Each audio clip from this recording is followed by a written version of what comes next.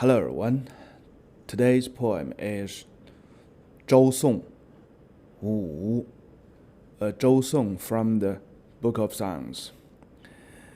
This poem looks quite normal and simple at the first glance, but anyhow, this poem is very, very important for us to understand the significance of the poems or the songs in the Zhou dynasty.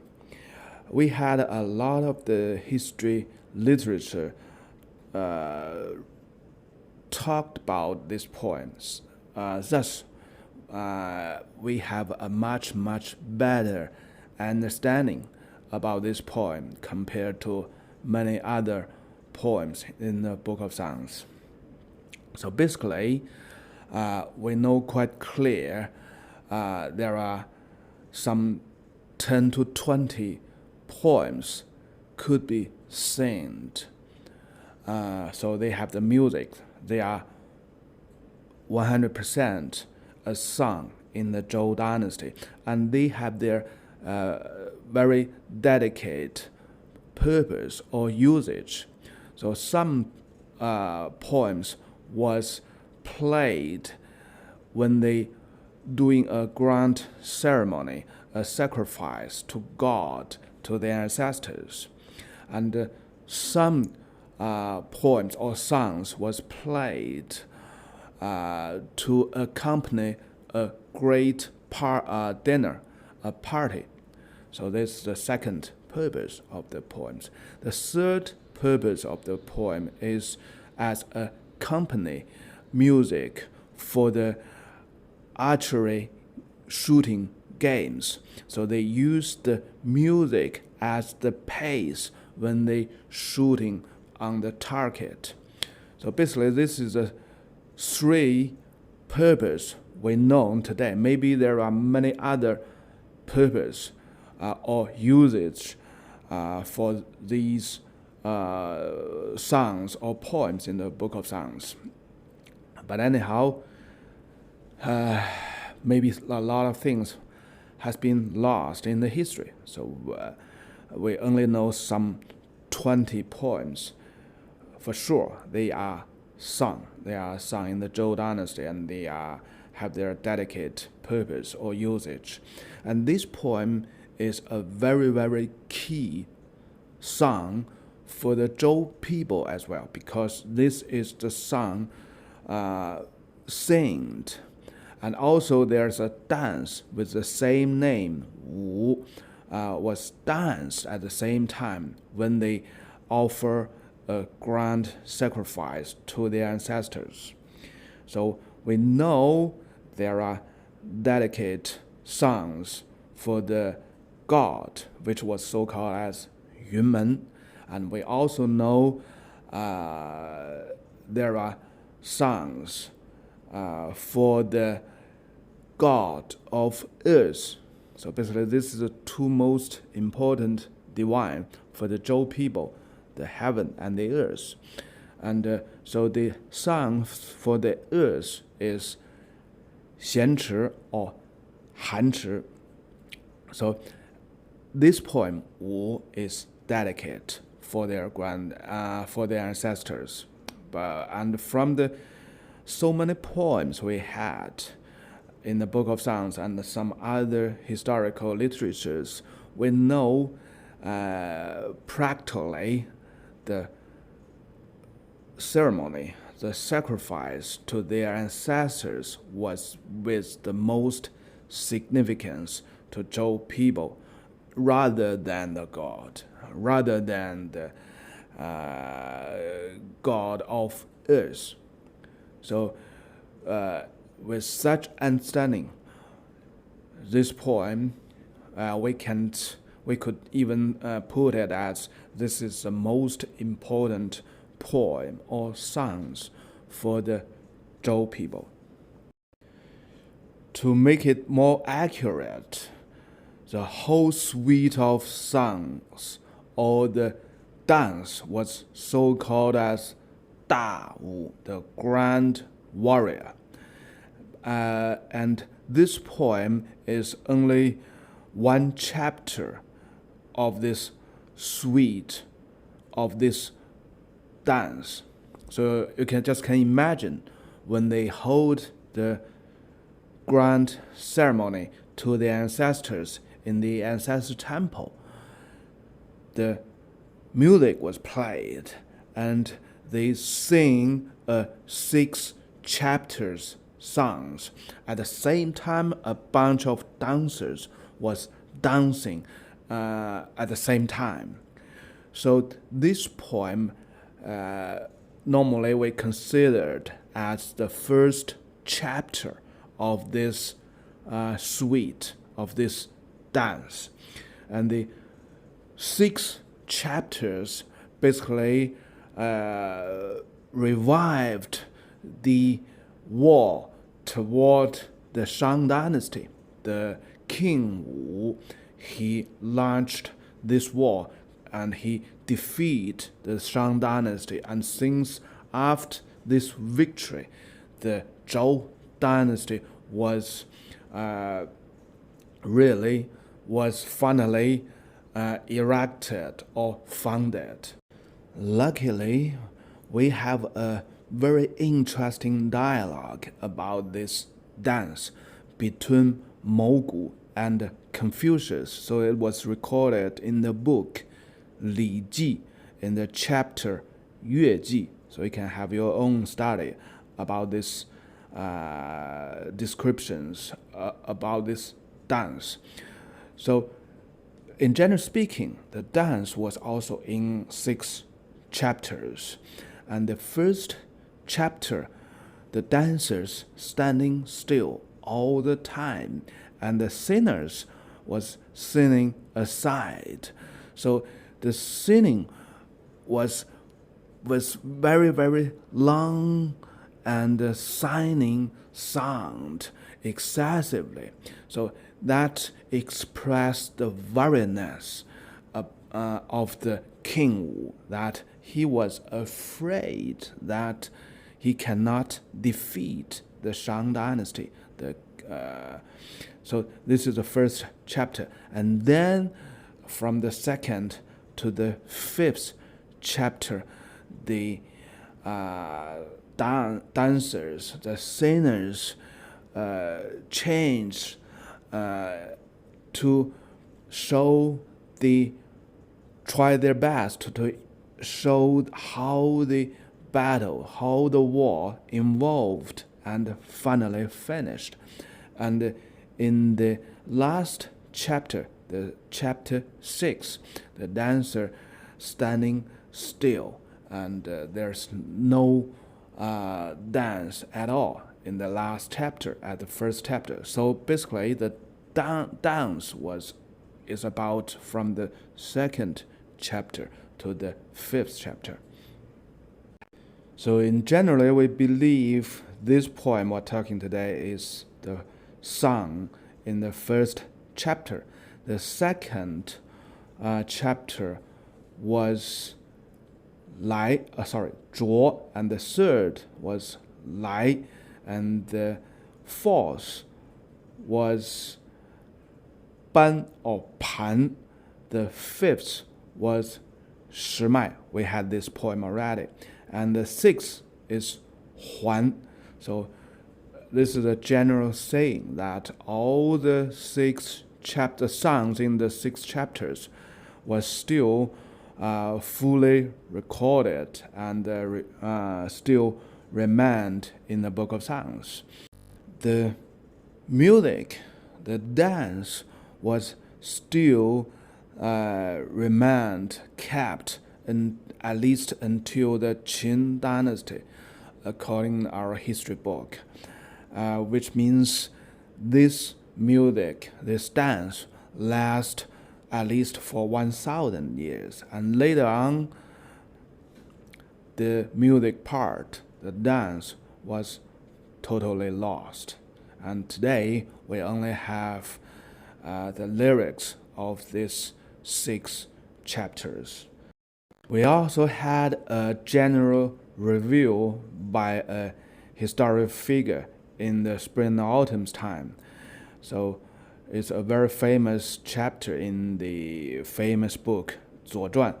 So a prince, so-called as Jizha, he watched and reviewed the whole suite of Book of Songs, including the dance as well. So in that time, the dance was still there and was played from time to time.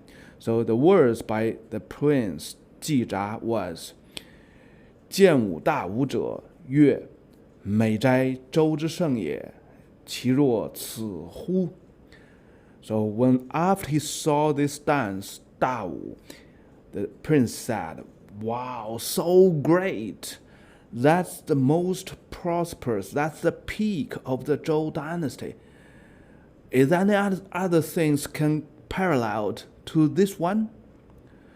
So this is a general review, some 2,600 years before, by a person 2,600 years before us. Okay, let's go to this simple poem. The poem, the lyrics is so simple, but the key point is if you have the interest, you can use this poem as a door to get some more knowledge of the Book of Songs. It's not just a poem, lyrics, it's a song, it's also a dance. Some of them also have dance, and they also have their very important usage for the dynasty, for the king. 于皇武王，无竞维烈。Wow, the great King Wu. There was nobody paralleled to him in this long row. And the king, when he ordered this mandate, and King Wu was capable to make his way after King Wen. Okay, let's go to the character. 于皇武王. Yu normally was explained as a signing word, but here I think it's a character with real meanings, which means the king was here. The Huang means the great, the bright. So Yu Huang Wang means the great, the bright King Wu. He was here. He was just here. Because it's a ceremony, right? There was actors, right? The actors of the passed away King Wu or the passed away King Wen. So the actors was dressed up and ascend the platform or whichsoever in the ancestor temple. And so the King Wu and the King Wen was not the only person in these ancestor temples. There could be also other passed away heroes lined up with King Wu. So the Wu Jing Wei Lian means very clearly we have a long list of heroes in our Zhou dynasty, and they all showed up. Those passed away heroes, they all showed up at this presence, at this ancestor temple. And in this long row of heroes, nobody could parallel to King Wu. King Wu was the most great, grand hero of the Zhou dynasty. So how about King Wen? Have you ever thought about this question? The King Wen was the real ancestors in the ancestor temple. So he was not in the raw. He was in the center of this ancestor temple. So when this comparison was made,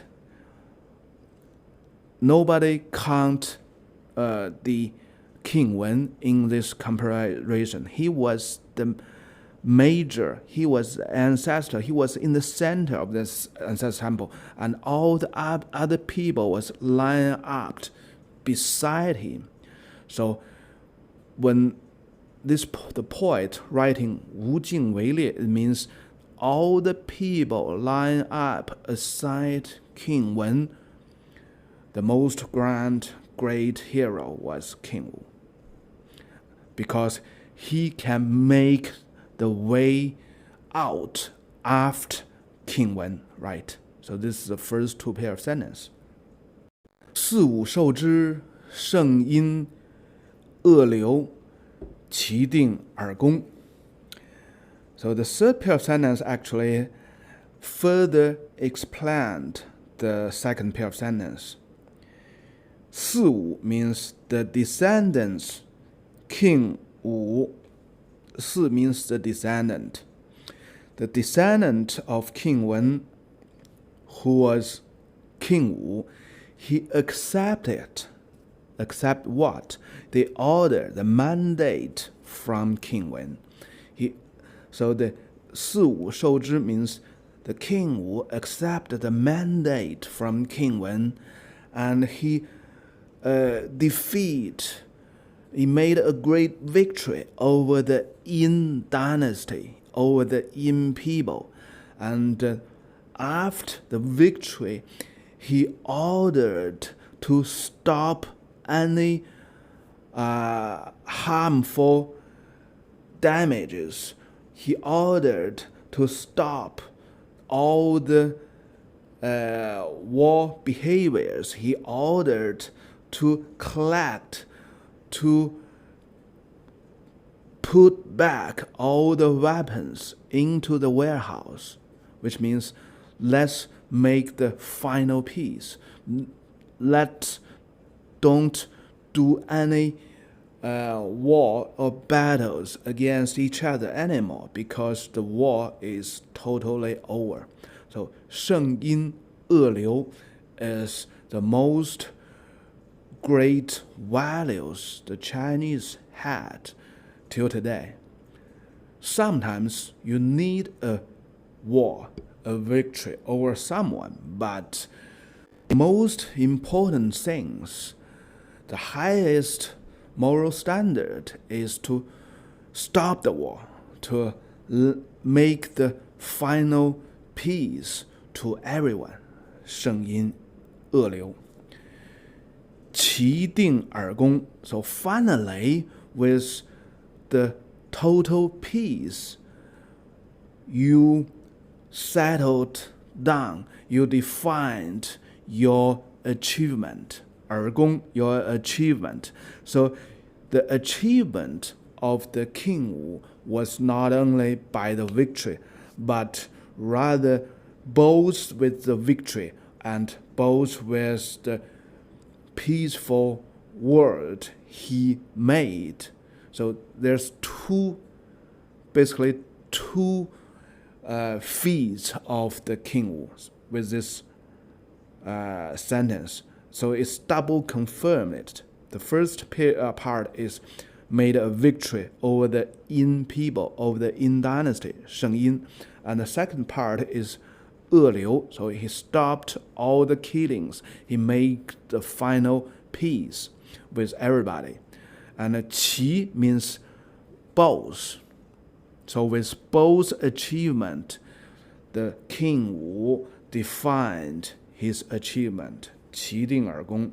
So the general explanation for the character qi is totally wrong. It means not. The general explanation said qi means nothing, or as its general term, which refers to an old guy. Qi refers to an old guy with some 60 years old age. Here it's a long word of qi, equal. So victory and stop killing, make peace is equal important. Okay, that's for this poem. The poem is very simple, but it's a very, very good start example for us to know how the lyrics, the music, the dance, and the social usage, the usage for the dynasty, as when we're talking the Book of Songs. Okay, that's for today. Bye bye.